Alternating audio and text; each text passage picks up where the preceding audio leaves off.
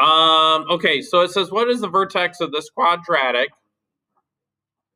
And this particular quadratic is already written in what we call the vertex form. So if you remember, f of x is equal to a times the quantity x minus h squared plus k.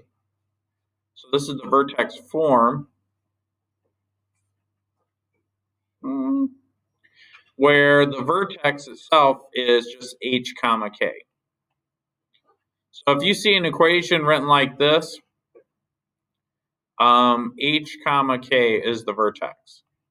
All right. So what is h?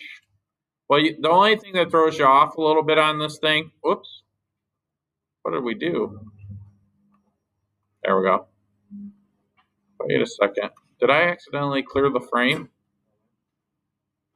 How can I do that? Okay, there it is.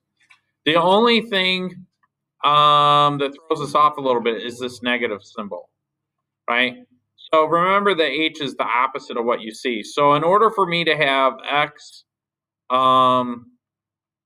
plus 7, I really have x minus 7 when you think about it,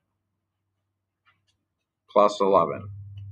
So what that means is that h is equal to negative 7 and k is equal to 11.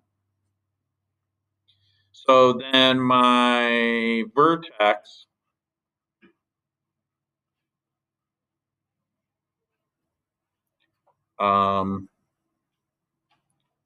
is